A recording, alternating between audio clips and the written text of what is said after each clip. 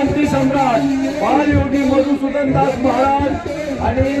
माझे मोठे गुरुबंधू अयोध्यावरून आलेले कृष्णराम परमहंस महाराज तसेच महाराष्ट्र शेतकरी संघटनेचे अध्यक्ष आमचे लक्ष्मणरावजी वडले साहेब आणि श्रीराम मोहिते साहेब तसेच आमचे शेडगे साहेब या सर्वांच्या सहकार्याने या आंदोलनाला मोठी शोभा आली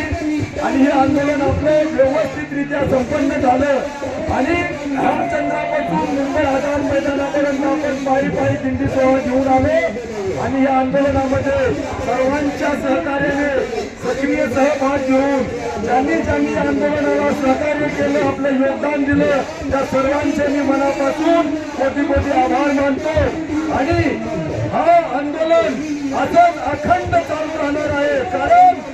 जगद्गुरु संत तुकाराम महाराजांची तपोभूमी भामचंद्र डोंगर हे संकटाच्या विळख्यात अडकलेले आहे आणि या विळख्यातून या संकटातून या भामचंद्र डोंगराला मुक्त करण्यासाठी आपण आपल्या जीवाची बाजी लावून आपल्या प्राणाची बाजी लावून या डोंगराचं रक्षण करण्यासाठी आपण अखंड जीवनभर मधुसूदन महाराजांच्या बरोबर सक्रिय सहभागी राहून त्यांना सहकार्य करायचं आहे आणि हा अन्याय थांबवून आपल्याला न्याय पदरी घेऊन आपली विजय यात्रा काढून घ्यायची आहे आणि म्हणून पुन्हा मी सर्वांना विनंती करतो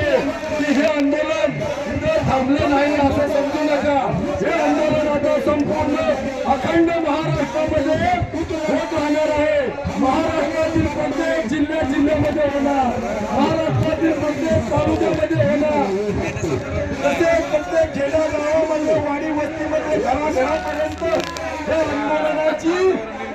शक्ती पोहोचणार आणि म्हणून सर्वांना पुन्हा मी विनंती करतो